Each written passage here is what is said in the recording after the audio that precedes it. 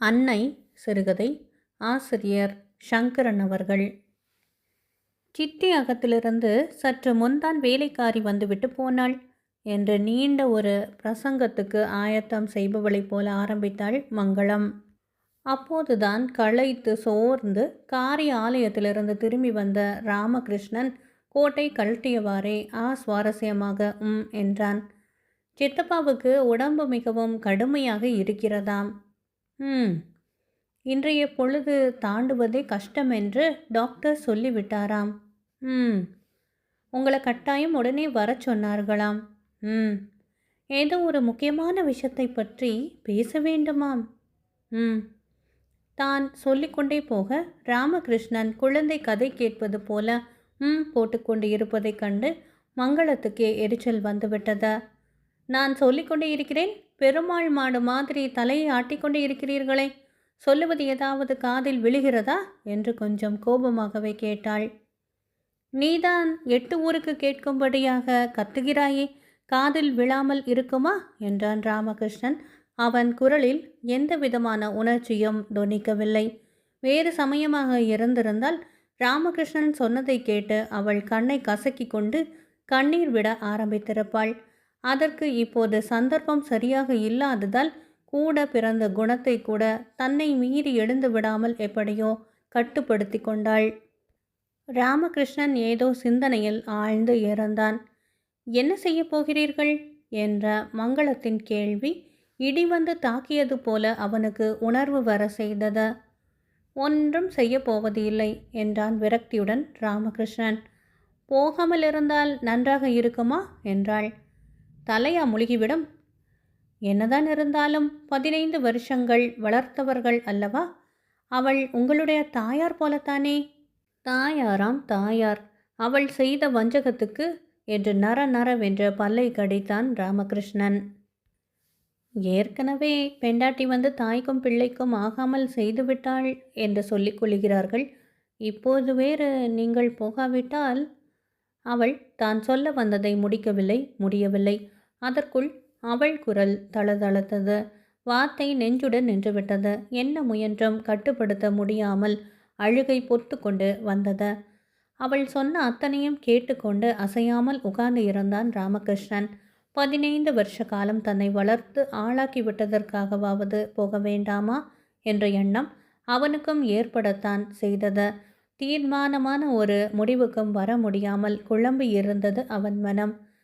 நீங்கள் போகத்தான் வேண்டும், உடனே கிளம்புங்கள் என்று குழந்தையை விரட்டுவது போல அவள் சொன்னாள். எதுவும் பேசாமல் காப்பியை குடித்துவிட்டு ராமகிருஷ்ணன் கிளம்பினான். வாசல் கதவை தாண்டி விட்டவன் எதையோ நினைத்து கொண்டு திரும்பி, அவசியமானால் உனக்கு சொல்லி அனுப்புகிறேன், நீயும் வந்து சேரு என்று சொல்லிவிட்டு போனான். பல விதமான நினைவுகள் அவன் மனதிலே அலைமோதி கொண்டு இருந்தன. எந்திரம் போல அவன் சென்று கொண்டு இருந்தான். 8 வயதிலேயே பெற்ற தாயை பறி கொடுத்துவிட்டு நின்ற போதே சித்தி என்றால் இரக்கமற்ற ராட்சசியாக இருப்பாள் என்ற எண்ணம் ராமகிருஷ்ணனுடைய இளம் உள்ளத்திலே படிந்து விட்டது. பெற்ற பிள்ளையை ஆண்டவன் புண்ணியத்தில் வளரவிட்டு 10 வருஷ இல்லற வாழ்வுடன் திருப்தி அடைந்து வந்த வழியை பார்த்து கொண்டு போய்விட்டாள் அவன் தாய். வளரும் குழந்தைக்கு ஆதரவு வேண்டுமே என்பதற்காகவும் தனக்கு சமைத்து போடவும் அவனுடைய தந்தை சாமிநாத ஐயர் மறு வருஷமே 2ஆம் தாரமாக ஜானகியை கல்யாணம் செய்து கொண்டார். பரம்பரையாக வசதியுள்ள குடும்பம். ஒருவனிடம் கை கட்டி வேலை பார்ப்பது என்ற அசட்டு கௌரவம் அவருக்கு. முன்னோர்கள் அரும்பாடுபட்டு சேர்த்து வைத்து போனவற்றை லட்சியமே இல்லாமல் செலவு செய்து சுகவாசியாக காலம் தள்ளி வந்தார் சாமிநாத ஐயர். பண்ணை வைத்து நடத்துவதிலும் கிசான் தகராறு போன்ற பல தொல்லைகள் இருந்ததால் நமக்கு எதற்கு வம்பு என்று நிலத்தை எல்லாம் விற்று ரொக்கமாக தம்மிடமே வைத்து கொண்டார். பேங்கில் போடக்கூட அவருக்கு அவநம்பிக்கை. தம் வாழ்நாளில் ஒரு உத்தியோகத்தையும் அவர் பார்க்கவில்லை. சித்தி வீட்டுக்கு வருவதற்கு முன்பு 1 வருஷ காலம் அடுத்த வீட்டு பாட்டியின் ஆதரவிலேயே வளர்ந்தான் ராமகிருஷ்ணன். அவள் சாமிநாத ஐயருக்கு சுற்றி வளைத்து ஏதோ உறவும் கூட. குழந்தையை ஆதரவோடு வளர்த்ததுடன் அவனுடைய இளம் உள்ளத்திலே என்றும் அழியாத வகையிலே சில போதனைகளையும் அவள் ஏற்றுவிட்டாள். அவன் அப்பனுக்கு என்ன, நாளைக்கே இன்னொருத்தியை கட்டி இழுத்து கொண்டு வந்து விடுவான். அப்புறம் இந்த குழந்தை எப்படி வளரப்போகிறதோ என்று இந்த விதமாக வருவோர் போவோரிடமெல்லாம் குழந்தையை வைத்து கொண்டே ஏதாவது சொல்லிக் கொண்டிருப்பாள் பாட்டி.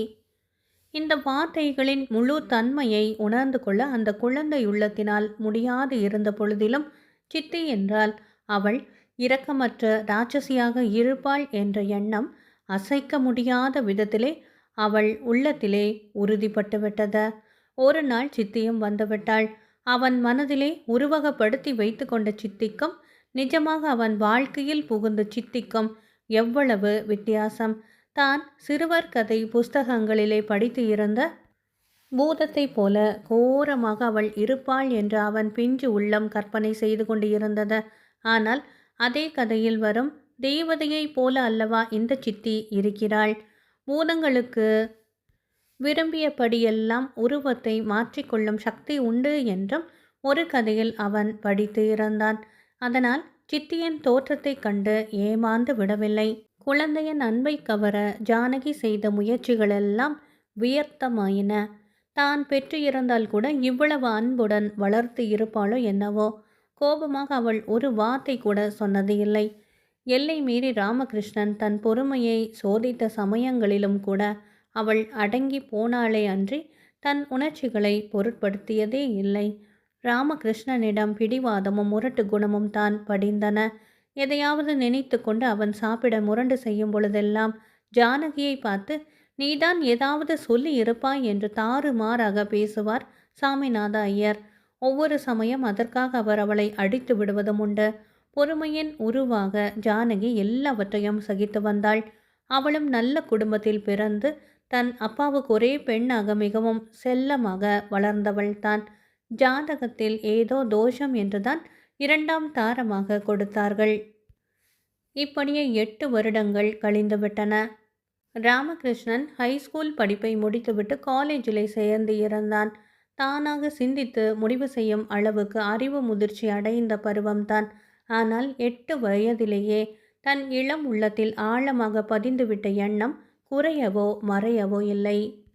ராமகிருஷ்ணனுடைய தந்தை திடீரென்று ஒரு நாள் கண்ணை மூடிவிட்டார். கணவனுடைய காரியமெல்லாம் முடிந்ததும் கிராமத்தில் விவகாரத்தை எல்லாம் ஒரு வழியாக தீர்த்து கொண்டு காலேஜில் படிக்கும் பிள்ளைக்கு சமைத்து போடுவதற்காக சென்னை வந்து சேர்ந்தாள் ஜானகி. தம்முடன் மதுரையிலே வந்து இருக்குமாறு தன் தந்தை கேட்டுக்கொண்டதற்கு அவள் இணங்கவில்லை. மாம்பலத்தில் சிறு வீடு ஒன்றை அமர்த்தி கொண்டு அவர்கள் வசித்து வந்தார்கள். முன்பின் அறியாத அந்நியர்களைப் போல அவர்களுக்கிடையே உறவு இருந்தது. தன் வயிற்றிலே பிறக்காவிட்டாலும் அவனுக்கு அன்னையின் ஸ்தானத்திலே அவள் இருக்க விரும்பினாள். தனது சௌகரியங்களையெல்லாம் கவனித்து கொள்ள இருக்கும் ஒரு வேலைக்காரியின் ஸ்தானத்தை கூட அவளுக்கு அளிக்க அவன் தயாராக இல்லை. சுதந்திர மனிதனாகிவிட்டான் என்றதும், அதுவும் கொஞ்சம் பசையுள்ள குடும்பத்தை சேர்ந்தவன் என்பதை அறிந்ததும் புதிதாக யார் யாரோ தாமே வலிய வந்து உறவு கொண்டாட ஆரம்பித்தனர். அவர்கள் எல்லோரும் சேர்ந்து போட்ட தூபம் அவன் உள்ளத்திலே பெரிய எரிமலையையே குமுற செய்துவிட்டது.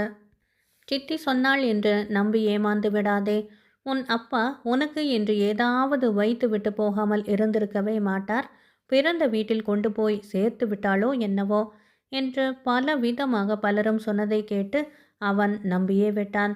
ஜானகியை இது சம்பந்தமாக கேட்ட பொழுதெல்லாம் அவள் எதுவுமே சொல்லவில்லை. அதனால் ஆத்திரம் அடைந்து தாறுமாறாக அவன் கத்தியதையெல்லாம் பொறுமையுடன் அவள் சகித்து கொண்டாள். கோர்ட்டிலே வழக்கு தொடருமாறு சிலர் யோசனை சொன்னார்களானால் அந்த அளவுக்கு அவன் நெஞ்சம் துணியவில்லை.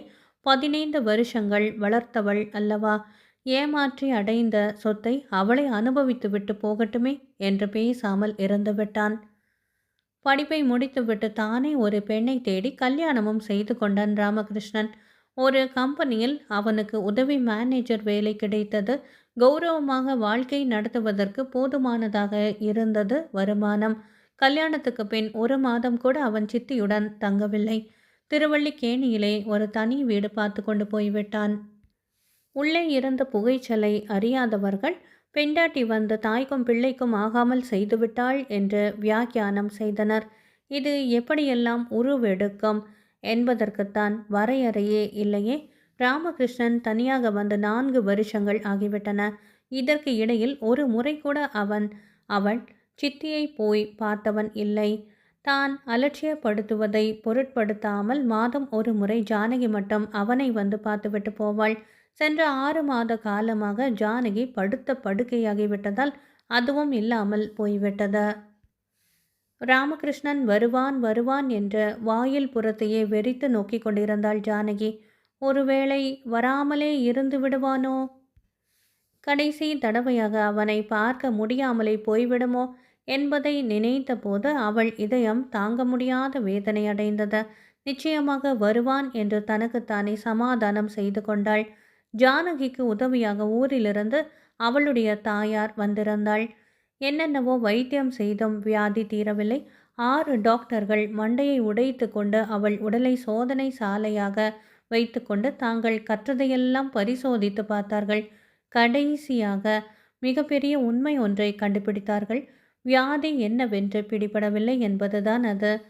நாள்பட்ட மனோவியாதி என்று தோன்றுகிறது. எதற்கும் மனோ தத்துவ நிபுணர்களை கலந்து ஆலோசிப்பது நல்லது என்று யோசனையும் சொல்லிவிட்டு போனார்கள். ஆனால் ஜானகி வேண்டாம் என்று சொல்லிவிட்டாள். அவளுக்கு தெரியாதா வியாதி எதனால் ஏற்பட்டது? வியாதி தீராததற்கு காரணம் என்ன? அந்த வியாதி அது தீராத வியாதிதான் என்று. அடிமேல் அடி எடுத்து வைத்து புது இடத்திலே நுழைவது போல ராமகிருஷ்ணன் தயங்கியவாறே வந்தான். ஜானகி சோர்ந்த முகம் மலர்ந்தது.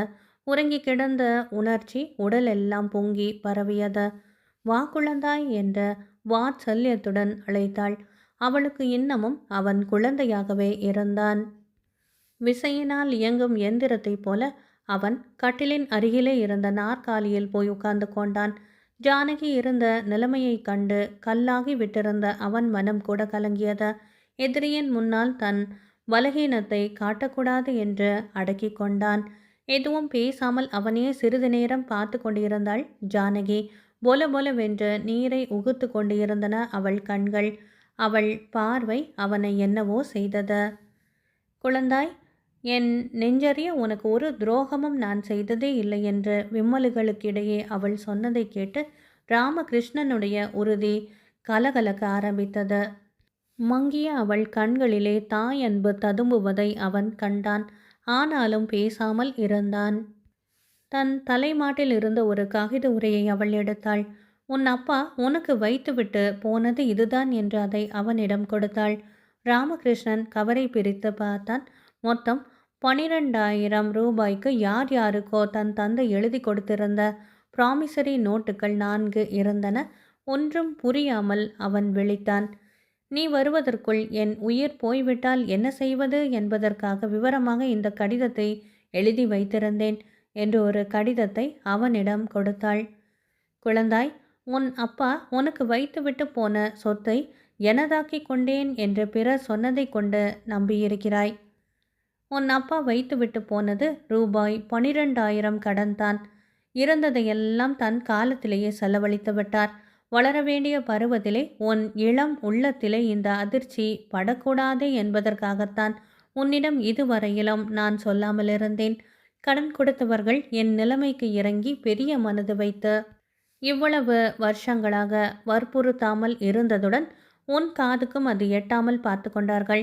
கடனை தீர்க்கும் வரையிலும் உனக்கு அது தெரியக்கூடாது என்று இருந்தேன். இப்பொழுதுதான் அது சாத்தியமாயிற்று. என்னுடைய தந்தை சென்ற வருஷம் காலமான பின்னர் எனக்கு விட்டு சென்ற 30,000 ரூபாயும் சட்ட சிக்கல்களையெல்லாம் கடந்து 10 தினங்களுக்கு முன்புதான் என் கைக்கு கிடைத்தது. உடனே முதல் காரியமாக கொடுக்க வேண்டிய கடனை தீர்த்துவிட்டு உன் அப்பா எழுதி கொடுத்திருந்த ப்ரோ நோட்டுகளை வாங்கி வந்தேன். உன்னை எந்த விதத்திலும் நான் வஞ்சிக்கவில்லை. தாயின் ஸ்தானத்தை நீ எனக்கு அளிக்க மறுத்தாலும் நீ எனக்கு பிள்ளைதான் ஜானகி. கனவு உலகில் இருப்பவனைப் போல கடிதத்தை படித்தான் ராமகிருஷ்ணன். யுத்தக்களம் போல அவன் உள்ளம் குமுறி கொண்டு இருந்தது. அவனால் பேச முடியவில்லை. அவள் முகத்தை பார்த்தான். இப்போது அவள் அழுது கொண்டிருக்கவில்லை. அசாதாரணமான பிரகாச முகத்தில் காணப்பட்டது. நான் உனக்கு விட்டு செல்லும் ஆஸ்தி இதுதான் என்று பேங்க் புஸ்தகம் ஒன்றை அவனிடம் கொடுத்தாள். நடுங்கும் கைகளுடன் அதை பிரித்து பார்த்தான் ராமகிருஷ்ணன். அவன் பேரிலே 10,000 ரூபாய் பேங்கில் கட்டப்பட்டு இருந்தது. சித்தியின் பெருந்தன்மையையும் தியாக புத்தியையும் தான் அவளுக்கு இழைத்த கொடுமைகளையும் நினைத்து அவன் நெஞ்சமே வெடித்துவிடும் போல இருந்தது. அந்த சமயம் அழுவதை தவிர வேறு எதுவுமே அவனுக்கு தோன்றவில்லை. என்னென்னவோ பேச விரும்பினான். சித்தியின் காலடியில் விழுந்து தன் குற்றங்களையெல்லாம் எடுத்துச் சொல்லி மன்னிப்பு கேட்டு கதற வேண்டும் போல இருந்தது அவனுக்கு. வார்த்தைகள் நெஞ்சுடன் நின்றுவிட்டன. இந்த வீட்டையும் உன் பேரிலே வாங்கிவிட்டேன், இனிமேல் இங்கேயே வந்து இருக்கலாம் என்றாள் ஜானகி. பலவந்தமாக தன்னிடமிருந்து பிரித்து இழுத்துச் செல்லப்படும் தாய் பசுவை பார்த்து அலறும் கன்றை போல அம்மா என்று அலறினான் ராமகிருஷ்ணன். அவன் உள்ளத்திலே குமுறிய உணர்ச்சிகளெல்லாம் ஒன்றாக சேர்ந்து அந்த ஒரே வார்த்தையில் வெளிப்பட்டன. இதற்கு முன்பு சில சமயங்களில் ஜானகியை அவன் சித்தி என்று அழைத்து இருக்கிறான். அம்மா என்று அழைத்தது அதுவே முதல் தடவை. அதற்காகத்தானே ஏங்கியது அவள் மனமும். அந்த ஒரு வார்த்தையிலேயே எல்லாவற்றையும் மறந்து எல்லையற்ற மகிழ்ச்சியை கண்டுவிட்டவள் போல அவள் கண்களை மூடினாள். அன்பானவர்களை, சங்கரன் அவர்கள் எழுதிய அன்னை சிறுகதை நிறைவு பெற்றது. நன்றி.